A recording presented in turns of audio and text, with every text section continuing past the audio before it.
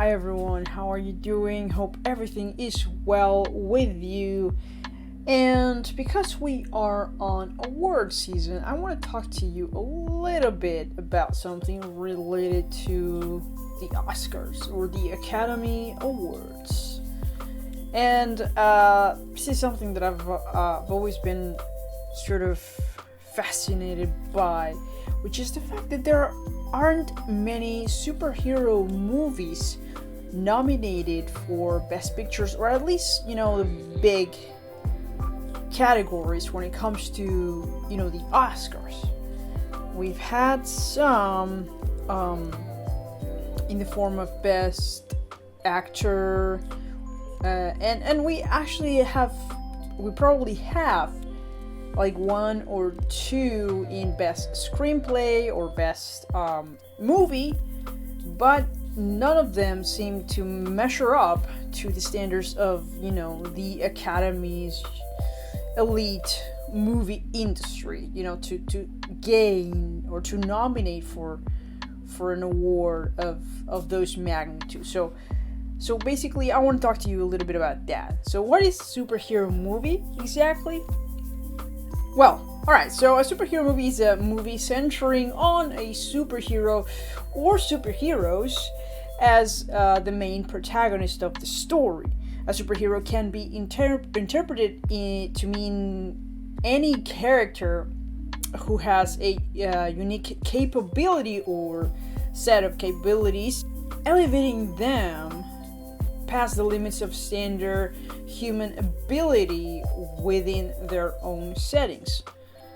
So basically, superheroes are unique, and their abilities, wherever they may be, are intrinsic to themselves only.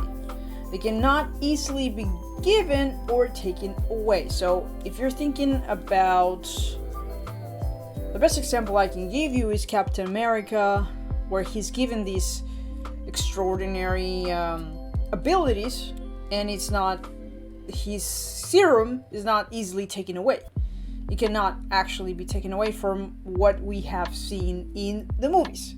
So that's a bit of a little example I wanted to give you. So what I want to go through, and this is gonna be pretty much probably a little bit unbearing on your part, but it's the history of nominations and conquers, those movies that are superhero type of movies that have gained an Oscar or have won Oscars throughout the history of the Academy Awards. Okay? And I want to start I'm going to try to make this as simple, as fast as possible, honestly, because there are a lot of movies, but they're all mainly nominated to the same category, which you will probably guess by what the list I'm going to give you right now. So one of them, the first one, is Superman 1978. 1978, it was nominated for film editing and original score and soundtrack. It did not win any.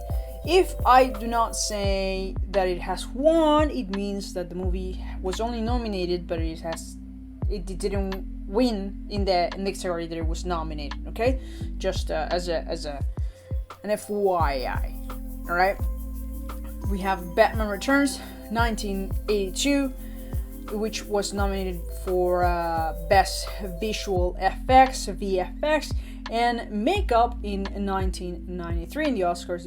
We usually see that the Oscars nominate movies from the previous years, so the nominated for the 1993 Oscars include movies from 1992, which in that case was Batman Returns.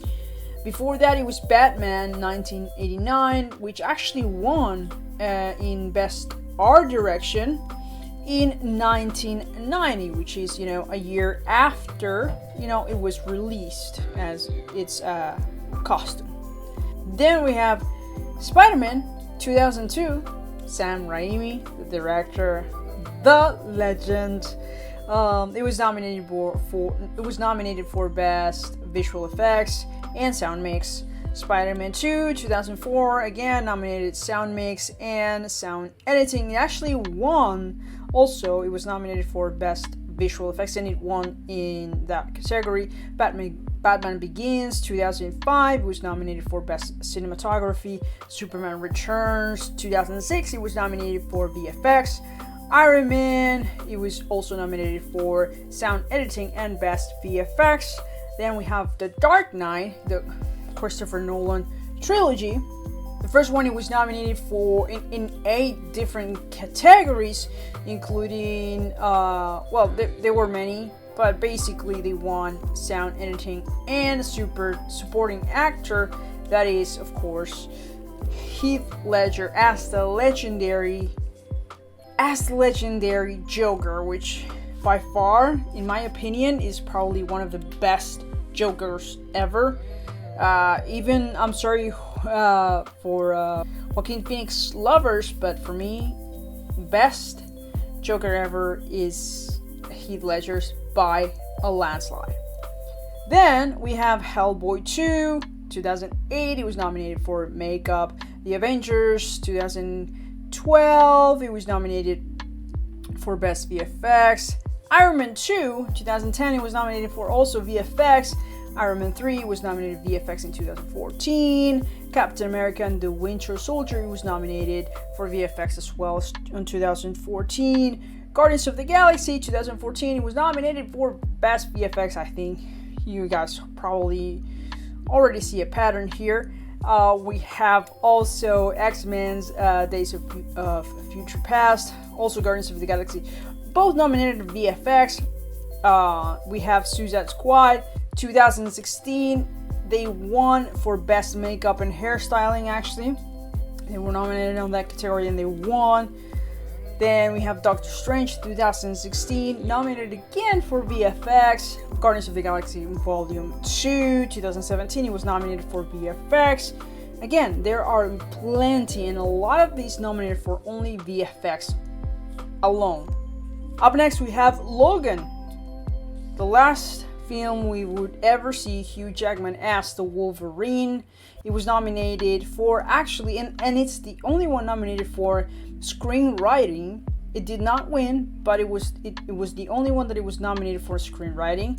Then we have Black Panther with actually 7 categories being nominated and actually winning 3 of them, which is costume design, original score, and production design. And then we have Infinity War 2018, nominated again for VFX. Endgame also 2019, nominated for VFX. We have The Joker, this is the movie that is a little bit controversial, and I'm going to tell you why in just a little bit. But it was released in 2019 and it was nominated in 11 categories, including Best Picture, and it actually, the only one that it won, it was Best Leading Actor, Joaquin Phoenix as the Joker himself. Okay, Shang-Chi, and Spider-Man No Way Home, both of them that were released last year, 2021, are nominated for VFX, and we will find out if they actually win the VFX category in this year's Oscars. So, what I wanted to talk about a little bit of is Joker. Is Joker considered a superhero movie? Could we count this under the superhero category? I would say no, in my opinion, mainly because actually it was never. First of all, it's obviously we're talking about the Joker within, the Batman universe, the Batverse. There's a Bruce Wayne. There is a Thomas Wayne in the movie, but it's sort of like the origins of the antagonist of the story. So I would not consider Joker being part of any type of superhero movie per se. Okay? So, it's actually not often that we see superhero films nominated in big categories.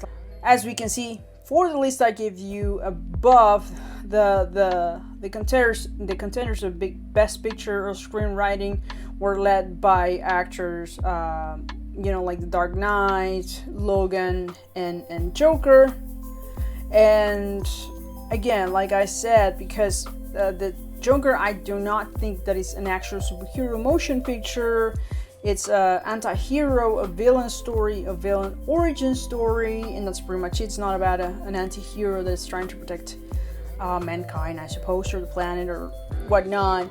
But it's also a critic to society. Okay, so what leads me to the next question is, why are these films not considered good enough to be taken seriously and actually being nominated as best actor, best director, or best movie ever? Taking aside, putting aside all the examples I gave you, all the 3 ones that I provided you with before, these movies are, as we could observe, these movies are basically mainly nominated for best visual effects or VFX, maybe makeup, hairstyling, occasionally costume design or original score. But what is it about these productions in itself that are not really taken seriously? Is it because they're not realistic enough? Because if we're talking about realism here, technically speaking, all films are make-believe. So technically speaking, none of them are really realistic. None of them represent truly reality in itself. But still, I think that they're being a little bit marginalized by not only critics, but also the members of the press, dedicated to entertainment business. Okay. Now, I do want to talk a little bit about who makes the nominations. All right. So, because to perhaps give you a little bit of context, we need to know, okay, who makes the nominations for the Oscars?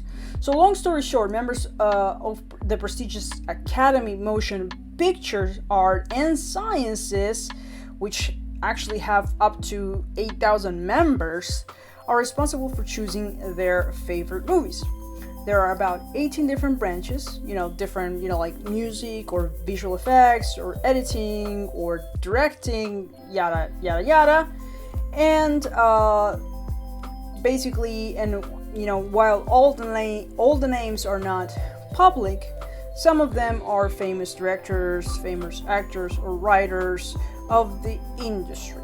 Amongst them, we can find Steven Spielberg or Julia Roberts, or perhaps Tom Hanks. I'm talking about those big names. And after announcing the list of films and artists to compete, each one of them, they must select the winners. First of all, they have to select the ones that will be competing in each category. And then after that, they must select the winners for each of those categories. Now, if an actor, this is one of the things of the rules of voting in the Oscars. If, for example, if I'm an actor, I cannot vote for someone for director. If I'm an actor, I have to vote for someone who's on an actor position. If I'm a director, for someone who's under, the directing category, and so on and so forth. Okay? So while the members of the Academy usually follow somewhat the same criteria, you can't help but wonder. I can't help but wonder, what would it take for a superhero film to be considered for, say, the best film? But I guess when it comes to these awards, there's one thing for certain: no matter the result, the chosen film will still only be subjective to the likes of the majority of people that choose them. That's for sure. These are by no means objective decisions about a production, you could say, I guess. It's also, I guess, a little bit more of a popularity contest than anything else. So, a popularity contest with a criteria, but then again, I guess, what do I know? That's just what I think. Anyway, thank you guys for sticking out all the way to here. Hope to see you next time. Take care.